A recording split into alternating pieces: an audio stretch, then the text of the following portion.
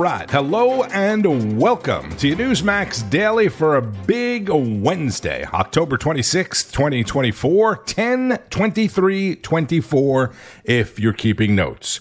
2 weeks from today will be the day after Election Day, and we will hopefully have a new president, the 47th president of the United States. The 45th president, Donald Trump, and the current vice president, Kamala Harris, the nominees, have multiple campaign stops today. Trump is also going to sit down with Joe Rogan, host of the most listened to podcast in the country, who Trump likely knows to some degree through his friendship with Dana White and from attending so many UFC events. If you don't know, Rogan is one of the announcers at UFC as well. Yesterday, oh, what a day yesterday turned out to be. I said a big Wednesday following a big Tuesday. I said if you think the race for the White House has been ugly the past few months, strap in for the next 2 weeks. And because he is still the president, I mentioned that President Biden would be talking about lowering the cost of prescription drugs at an event in New Hampshire. This is a guy who also wants to replace every civil servant, every single one. Thinks he has a right under the Supreme Court ruling on immunity to be able, if need be, if it was the case, to actually physically eliminate, shoot, kill someone who he believes to be a threat to him. I mean, so I know this sounds bizarre. It sounds like if I said this 5 years ago, you'd lock me up.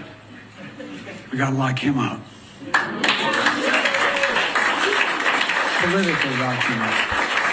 Donald Trump wants to eliminate every single civil servant, every single one, and even shoot and kill people. From the President of the United States, we have to lock him up. I mean, politically lock him up. Joe Biden. That was only minutes after he spoke about dangerous political rhetoric and bipartisanship at a community college there in New Hampshire. And almost on cue, after I talked about how ramped up things will be for the next 2 weeks, an explosive hit piece on Trump and Hispanic voters was published in The Atlantic. You may have seen it because it blew up on social media right after Trump spoke with Latinos and Hispanics in Miami. I want strong borders. I don't want foreign countries to rip us off. I really think that the biggest problem this country has is what they've allowed to happen to us on the border. Right. They've allowed our country to be destroyed. We all know what's happened with Venezuela. This was 20 years ago one of the great countries of the world, and now it's troubled, to put it mildly. We also had more jobs, more productivity. We had the best numbers we've ever had. We had the lowest taxes. It's an honor to be with everybody, and especially this great Hispanic community. Congressman Carlos Gimenez from the state of Florida was at the roundtable event, and he joins us tonight. And, sir, it's good to have you back on. Just explain to us, I mean, you think about everything that they've tried to hit Trump with as far as the Hispanic community, the fact that he built the wall, he put families in cages, they told us. For him to be up 11 points in that community, what is that? How did he do that? Well, simply because, Hispanics have figured out that the Republican Party and Donald Trump actually is more in line with our values. Look, we're people of faith, we're people of family, hard work. We're always striving for the American dream, and that's what Donald Trump, stands for. And so, it's that. The Hispanics are, we're not monolithic, but we support, Donald Trump, and we're supporting him in record numbers. And I think he's going to surprise the heck out of a lot of people this November with the number of Hispanics that are going to vote for him. Yeah.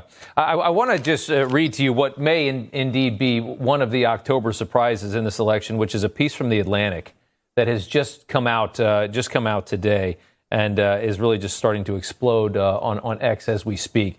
The title of this piece is I Need the Kind of Generals That Hitler Had. They're claiming that is a quote from Donald Trump. And in it, at a time when Trump is up 11 points with Hispanic voters, something that I think threatens Kamala Harris in every single swing state and could decimate her chances at the White House, comes the absolutely perfect story from The Atlantic to try and to cut that back, which is a claim from this article that after a Hispanic soldier was killed in action, Trump had promised to pay for the funeral and got a bill for something like $60,000. And this article claims that Trump said, it doesn't cost $60,000 to bury a effing Mexican. So this is from The Atlantic. And this is, I mean, we've heard how they've claimed that he talks about, troops in action and our fallen heroes. I want to get your reaction to this one. Look, it's now they're pulling out all the stops, right? Yeah. So they know they're losing. So they're going to throw everything up on the wall. Doesn't matter if it's a lie. And I'm sure that these are all just bald-faced lies. And so anything to try to gin up some kind of controversy, anything to gin up that somehow he hates Hispanics. And I can tell you, I've known Donald Trump for over 8 years, close to 10 years. And, there's not a racist bone in his body. He loves America. He loves Americans. And Americans means all Americans, including Hispanics. So, again, it's a bunch of hooey. Again, more made up stuff just to hurt his chances. Yeah, and I just saw a tweet from one of the sources that was used in the article. It was somebody from the staff who said he was asked by The Atlantic if he heard the comment, and his response to The Atlantic was, Trump did not say that. And in the article, they quoted him as saying, I didn't hear Trump say that. So right there, you see they lie. They know how to lie. And this, you could not have created a better story at a time when he's crushing it with the Hispanic community. How do we make that go away? Oh, here's the perfect story. And who knew they'd figure it out on October 22nd of all the times. So, look, there's going to be other stories coming out. I'm sure some more outrageous stuff. And they're just going to get more and more outrageous as they get more and more desperate because they're going to lose. Florida Representative Carlos Gimenez on Rob Schmitt Tonight. So as I said yesterday, and as the congressman just said, be prepared for the crazy to be turned up a notch. While Vice President Harris took a break from the trail yesterday. Who the hell takes off? You have 14 days left. And she'll take a couple of more days off, too. You know why? She's lazy as hell, and she's got that reputation. She's a radical left lunatic. The former president also held a rally in Greensboro, North Carolina. Some incredible people. What they've done is unbelievable. They haven't had much help from our government in Washington, I can tell you that. As your president, the American dream, we're going to bring it back. Our country is being crippled and destroyed by Kamala Harris. Newsmax reporter Mike Carter was also in North Carolina speaking with people in line waiting to vote early. A lot of folks here in North Carolina, in Greensboro, where Trump's holding his rally later tonight, say they wanted to get out. They couldn't wait any longer to vote for Trump. What do you say to people who maybe are reluctant to vote early? Well, it's like I told my daughter, she wants to vote on Election Day, and I said, look, President Trump says vote early, swamp the vote. Go today. Do not procrastinate because you never know if you're going to be able to do it that day. The campaigns can't tell who you voted for, but they can tell that you voted. So they don't have to devote a resource to you while they could be devoting it to someone that hasn't voted yet and still undecided. First time voting early, yes. How come you're voting early this year? Because the Democrats usually have a strong lead going into Election Day, and I wanted to help narrow that gap because this one's pretty important. So go vote for Trump. Marco. All right, and we're here with Marco from Jamestown. Marco, you voted early. Why did you vote early? Just wanted to beat the lines. Beat the lines. That's I like that. And why Trump? The only man that can save our country. All right, we've heard that a lot today. Back in office. All right, and we've got Jack and Chris, and look at the style here, Bianca, in Greensboro, showing out and showing up. Jack and Chris. Jack, why'd you vote early? Well, I've been waiting 4 years for this moment. I want our country to get back and be strong again. So just couldn't wait any longer. Can't wait any longer. Chris? I can't wait another month to take this country back. All right, and show our viewers what's on the back of those jerseys there. There you go. If that doesn't say it, it says a lot. USA jerseys, Donald Trump, early voting totals really coming out for Republicans in a big way here in North Carolina. Newsmax national correspondent Mike Carter in Greensboro. Jack and Chris are two young guys who look like they're in their 20s, wearing USA jerseys with the number 47 on the back. That's obviously what you can't see. And they're wearing the coveted, rare, gold and red Make America Great Again hats. The ones that kind of look like the Trump sneakers, but on their head. Lara Trump, the president's daughter-in-law, co-chair of the RNC and native North Carolinian, spoke about the campaign with Bianca de la Garza.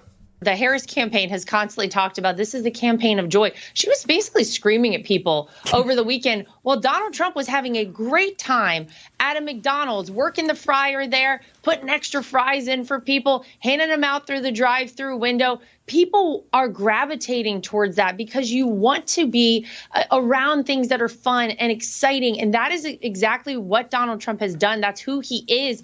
And the fact that he himself was there enjoying it, I think is incredible. Kamala Harris could never have gone in there and done this sort of thing and actually had the same impact as Donald Trump. And she knows it. And that's why you see the left so upset about this. And they're saying he didn't work the whole shift. It wasn't a full shift at McDonald's. I saw somebody say he wasn't wearing a hairnet.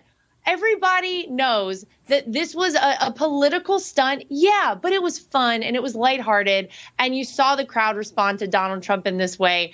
And I got to just tell everybody, sit down and really take this in over the next 14 days. We are never, Bianca, going to see anything like Donald Trump ever again in our lifetime in politics in America. He's one of a kind. He's changed the game. And only Donald Trump could go to McDonald's and serve it out the drive-through window and inspire an entire county, Bucks County in Pennsylvania, with it. It was incredible. And if you weren't even related to him, you know that's true. People are grasping that. And he was always somebody who was in on the joke for himself over many years when he was, running The Apprentice, and whether he was on, on SNL. He was always able to be self-deprecating, even at one clip where he was, cleaning the rooms that is resurfaced now. But this side of your father-in-law, if the legacy media allows that to be shown, it destroys their narrative. How much are you, just troubled by the fact that they are still propping her up? CBS News,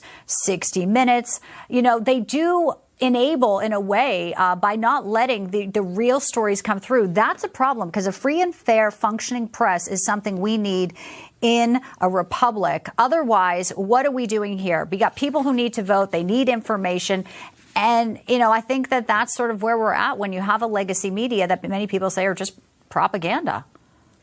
Yeah, well, the legacy media is propaganda, and they've shown their hand on this, and they are exposing themselves every day as just that to the American people. Because when you have outlets like 60 Minutes, who was at one time a pinnacle of journalism, going back and editing full edits on the responses Kamala Harris gives and her answers, this is a person running for commander-in-chief, for leader of the free world as our president. And that is very frightening, I think, to a lot of people to see. It is very concerning, but they're damaging themselves in this pursuit. In trying to aid Kamala Harris in such a way and prop her up, it has become so blatantly obvious. And so many people think it's just, quite frankly, egregious to see what they're doing. Lara Trump, RNC co-chair on Newsmax with Bianca de la Garza. During the Trump presidency, some of my anti-Trump liberal friends or family members would say, Trump is just crazy. Oh, he's starting to lose it. Remember when they were, oh, he's so crazy, he's going to get us into a war and all that. My response then and now is always crazy like a fox. And this whole McDonald's stunt is proving it again. And again, the media falls for it. This is Rob Finnerty. Some incredible polling numbers out today for Donald Trump. Suffolk University, USA Today, with a poll today. It's got Trump leading by 11 points with Latino voters, 48 to 37%, while polling at 17% with black voters. Both numbers, if they hold up on Election Day, would be records for a Republican. So how does the Kamala campaign respond today? Well, she took the day off. Apparently, a day with Liz Cheney in Michigan was too much for Kamala to handle. 14 days from an election that could come down to a handful of votes in a handful of states, and Kamala had no public events scheduled today. This, while the media is stuck on something Donald Trump said about Kamala allegedly working at McDonald's. How dare you suggest that Kamala never worked at McDonald's? Here's what Trump said. Mr. President, you actually have worked at McDonald's now versus... Now I have worked at McDonald's. I've now worked for 15 minutes more than Kamala. Are you going to put this on your resume? I never worked here. Okay, so the question, did Kamala really work at McDonald's? 14 days away from what's going to be the biggest election in the majority of our lifetimes has somehow become the question of our time. It's also a question that would be very easy to prove if it was true. And the case for Kamala lying about this whole thing is pretty strong. I'm going to take you through it. So first, we've never seen a photo, just like we've never seen a photo of her firing a gun. We've never been told where this was or when this was. The New York Times claims that she worked at McDonald's in 1983 in California, but we don't know. We've never seen a W-2. And what's really interesting to me, Kamala has written 2 books. She doesn't mention her time flipping burgers in either book. And we can't find any record of Kamala talking about her days at Mickey D's during her campaigns for district attorney, attorney general, or senator, which is really odd. Because if you worked at McDonald's, that's something a politician would talk about. Politicians talk about that type of thing all the time. They do it to try to connect with voters, especially in local elections where people might know the McDonald's that you're talking about. Oh, yeah, I've been there before. The other interesting part of the story is, and I think this is very obviously a lie, but it's that Kamala Harris and McDonald's aren't seeing eye to eye. McDonald's has a full-time archivist on staff, someone who is paid by McDonald's to keep track of McDonald's history and any famous people that might have worked for McDonald's, and yet we've never heard a word from McDonald's. Don't you think that's a little strange? If the sitting vice president, by the way, she's been vice president now for almost 4 years, if she was a McDonald's alum, don't you think we'd know that? Like we would have heard that from either Kamala or McDonald's at some point over the last 4 years? Kamala's defense also pretty weak. So here's Kamala claiming that she worked at McDonald's in classic Kamala fashion. Madam Vice President, do you work at a McDonald's?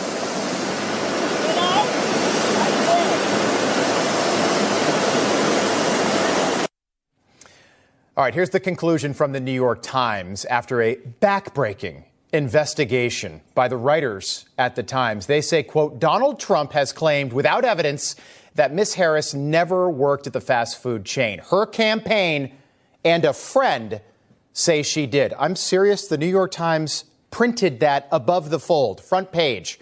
Great investigating right there, New York Times. So her campaign and a friend say that she worked at McDonald's. That's good enough for me. Case closed. Krupke, shut down the office. Investigation's over. The New York Times wrapped it up for us. Excellent job. Great work. Look, I don't care if Kamala worked at McDonald's or if she didn't, but I do care if the woman who might get elected president 2 Tuesdays from today is a liar. I think that matters, but I will let you at home be the judge of McDonald's Gate. McDonald's Gate. Oh, my God. Rob Finnerty for the win. Hopefully you weren't drinking, especially something hot. Yes, I can't believe it took 2 whole days for it to become McDonald's Gate. McDonald's did say they don't have records that go back that far. Kamala just turned 60 the other day, right? Sunday was her birthday. So 18 or 19 when she supposedly worked there would have been like 42, 43 years ago. I find it hard to believe, based on what Rob just said about McDonald's having a staff of people to keep track of famous or prominent people that worked at McDonald's, that they don't have records from 42, 43 years ago. I, too, also do not really care if she worked there or not, but it is the principle of the whole thing, McDonald's Gate. What about Plagiarism Gate? The vice president has been accused of plagiarism for the second time in as many weeks now, this time including congressional testimony that she gave as a district attorney in at least one instance of lifting material from Wikipedia. This according to the Washington Free Beacon, which says Harris lifted much of her 2007 testimony before Congress from a Republican district attorney attorney in Illinois. And she allegedly copied a paragraph from Wikipedia in 2012 on a report about human trafficking. The Washington Free Beacon says that Harris passed off a fictionalized story about a sex trafficking victim as fact and changed the location to San Francisco, where she was the district attorney at the time, effectively giving her office credit for helping that made-up person. Wow, those are majorly serious accusations for someone who was the district attorney, is the vice president, and wants to be the president. What about Minnesota Governor Tim Walz making fun of Elon Musk for jumping around at the Trump rally? Look, Elon's on that stage, jumping around, skipping like a dipshit on these things. You know it. Hello, kettle, meet pot.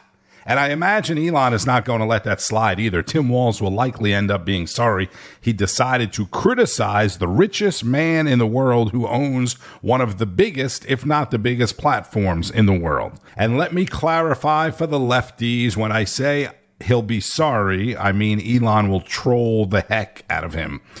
Jumping around like a dipshit. Seriously, this is the guy that looked like Peter Pan at his last rally. He's been jumping around at every rally. And what about this? And it is because of my love for our country, and specifically because of the leadership that President Trump has brought to transform the Republican Party and bring it back to the party of the people and the party of peace, that I'm proud to stand here with you today, President Trump, and announce that I'm joining the Republican Party.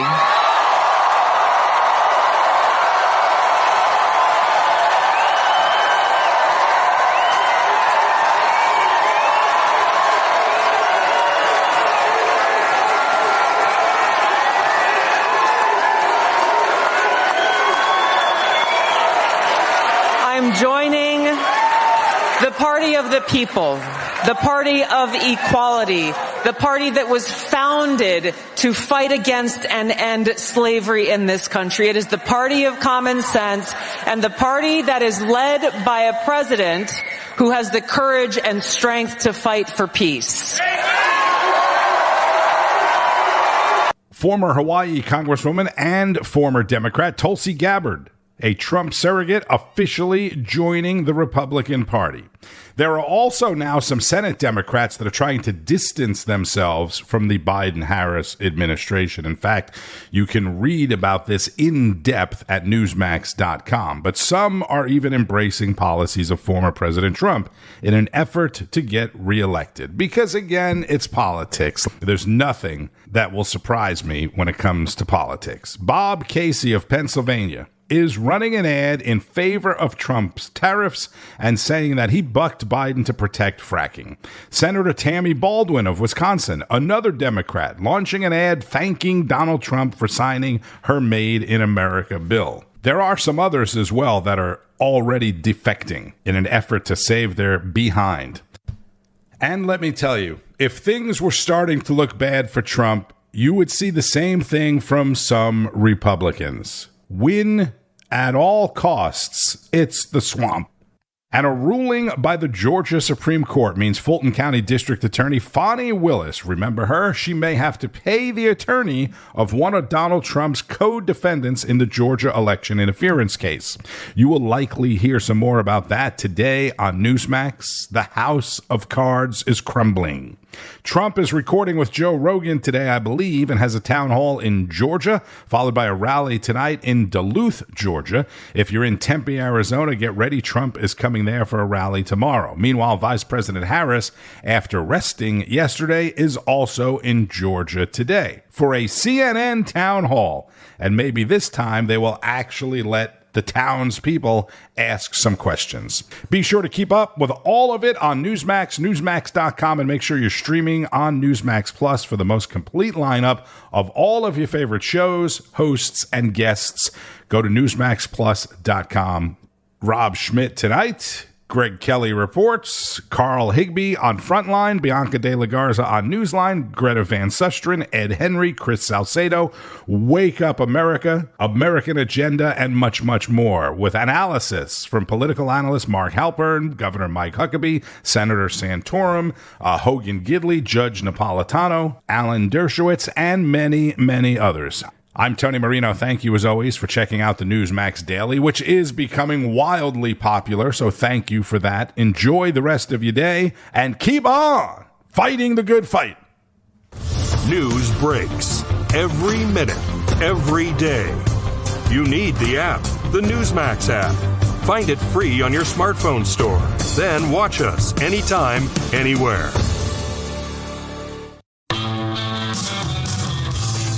It's Jerry Callahan from The Callahan Show. You can listen to us every day. We react to the latest news, politics, sports, and all the madness in the world.